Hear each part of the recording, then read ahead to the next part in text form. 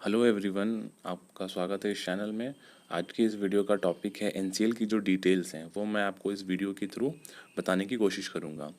तो सबसे जो इम्पोर्टेंट है वो एनसीएल का फॉर्मेशन डेट, तो वो जो था वो नवंबर 1985 में। तो एनसीएल का जो गठन हुआ था वो 1985 नवंबर में हुआ था और इसका जो हेडक्वार्टर है वो सिंगरौली में है। और अगर आप और अधिक डीप में जाओगे तो सिस्टमैटिक कोल माइनिंग सिंगरौली में 1964 में ही स्टार्ट हो गई थी एनसीडीसी के अंडर में। और झिंगुरदा ओपन कास्ट जो थी वो फर्स्ट माइन थी जो कोल प्रोडक्शन स्टार्ट की थी 1966 से 1967 के टाइम में। और सिंगरौली कोलफील्ड जो है वो एनसीडीसी के कमांड में था 1962 से 1973 तक। फिर उसके बाद वो सीईएमएल के अंडर में रहा 1975 तक। और उसके बाद फिर वो सीसीएल में रहा 1975 से 1985 तक। और उसके बाद फिर एनसीएल का फॉर्मेशन हुआ 1985 में। इसके बाद इसकी एरिया की बात करें तो सिंगरौली कोलफील्ड जो है उसकी एरिया है 2202 स्क्वायर किलोमीटर। उसके बाद ये जो कोलफील्ड है इसको अगर आप जियोलॉजिकली डिवाइड करोगे तो ये दो पार्ट में डिवाइडेड है। मेन बेसिन जो है वो मोहेर सब बेसिन है और जो दूसरा है वो सिंगरौली मेन बेसिन, जिसमें कि जो मोहेर सब बेसिन है उसकी एरिया 312 स्क्वायर किलोमीटर है और जो सिंगरौली मेन बेसिन है उसकी एरिया 1890 स्क्वायर किलोमीटर है।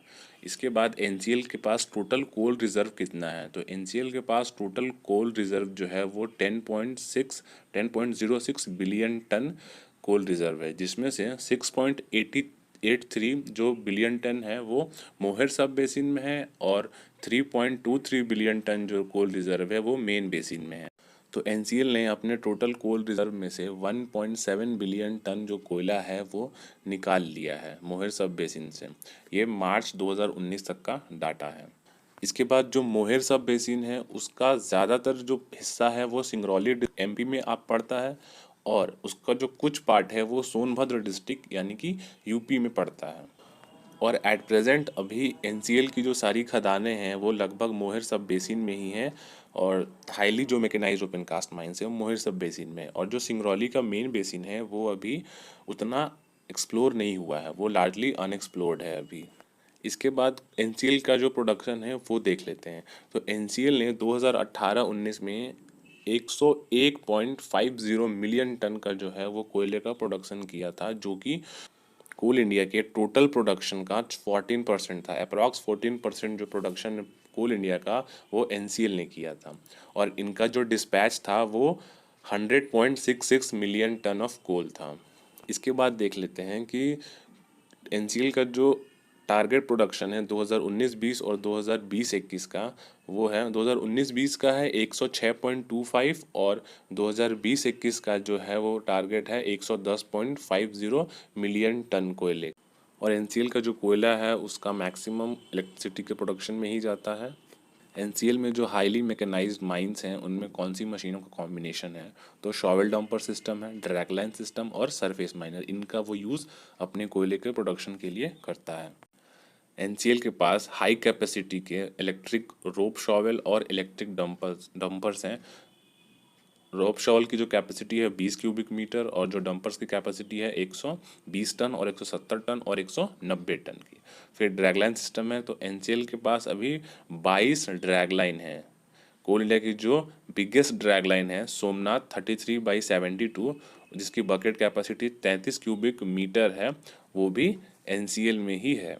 इसके बाद सरफेस माइनर, तो सरफेस माइनर जो है 4 हैं जो कि डिप्लॉयड हैं कोल प्रोडक्शन के लिए। और आप सभी को पता ही है सरफेस माइनर का तो सबसे जो बड़ा एडवांटेज है कि उसमें ड्रिलिंग और ब्लास्टिंग की झंझट नहीं होती है।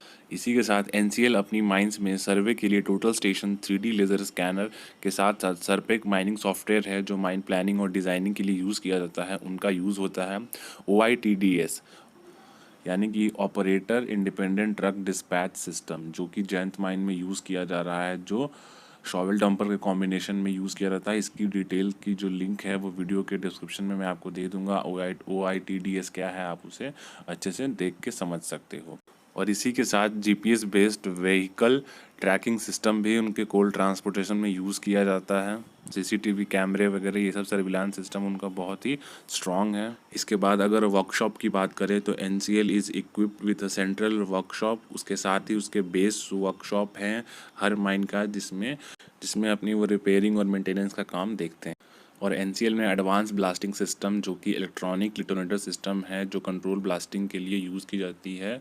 ऑलमोस्ट जो मेजर ओपन कास्ट माइंस हैं जिसमें अच्छा फ्रेगमेंटेशन और मिनिमम ग्राउंड वाइब्रेशन उन्हें मिले। क्वालिटी मेजर्स के लिए एनसीएल के पास 5 NABL लैब्स हैं जो कोयले के टेस्टिंग और एनालिसिस के लिए यूज़फुल हैं। ऑटोमेटिक मैकेनिकल सैम्पलर्स लगे हुए हैं जो कोल का सैंपल का प्रोसेस बहुत इजीली कर देते हैं। NABL का फुल फॉर्म है national accreditation board for testing and calibration laboratories. ये सेंट्रल गवर्नमेंट से मान्यता प्राप्त लैब होती हैं। इसके बाद अगर ट्रांसपोर्ट इंफ्रास्ट्रक्चर को देखें तो कोल हैंडलिंग प्लांट्स, एनसीएल जो है अपने कोयले को डिस्पैच जो करता है कंज्यूमर के पास वो Indian railway merry go round और बेल्ट पाइप कन्वेयर और रोड के थ्रू करता है। तो एनसीएल में अभी टोटल 9 कोल हैंडलिंग प्लांट्स हैं जिसकी capacity 69 million ton per year है। और एक CHP जो है अभी अंडर कंस्ट्रक्शन है कृष्णशिला प्रोजेक्ट में जिसकी capacity 4 million ton per year है। और एनसीएल अभी 4 और नए CHP की प्लानिंग कर रहा है और जिससे 35 मिलियन टन पर ईयर की कैपेसिटी और बढ़ जाए। तो 2021 और 22 तक की ये प्लानिंग है। तो इसके बाद है एनसीएल की माइंस और उसकी यूनिट के नेम। तो Amlohri Bina project, block B project, central workshop, Dudhichua project, Jain project, Jhingurdah project, Kakri project, Khadia project, Krishnashila project, Nigahi project और नेहरू शताब्दी हॉस्पिटल। इसके बाद एनसीएल में जो HEMM मशीनरीज हैं उनकी पॉपुलेशन देख लेते हैं। तो ड्रैगलाइन जो है वो 22 है, शॉवेल जो है 110 है, डंपर जो है 539 है, डोजर 181 है, ड्रिल मशीन 134 और सरफेस माइनर 4। ये हो गई इनकी मशीनों की पॉपुलेशन। इसके बाद फिर देखते हैं एक्सीडेंट स्टैटिस्टिक्स 2018 का। तो नंबर ऑफ फैटल एक्सीडेंट्स 3 हुए, number of fatalities 3, number of serious accidents 9, number of serious injuries 9, fatality rate per million tonne output 0.030, serious injury rate per million tonne output 0.09।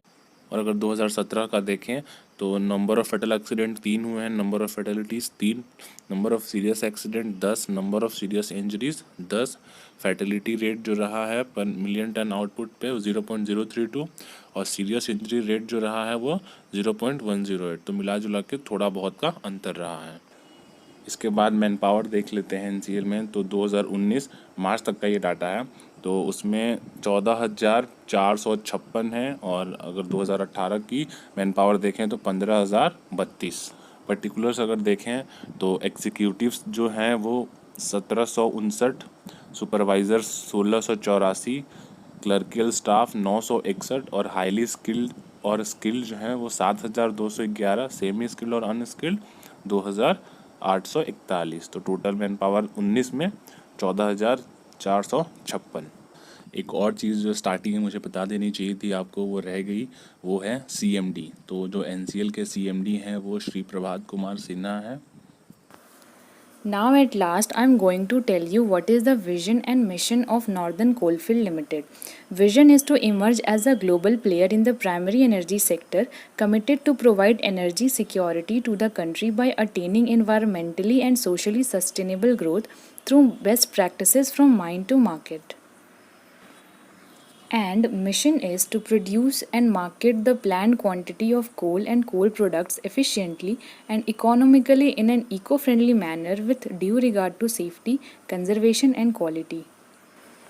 If this video is helpful to you, hit the like button, and if you are new to this channel, do subscribe this channel for more mining videos.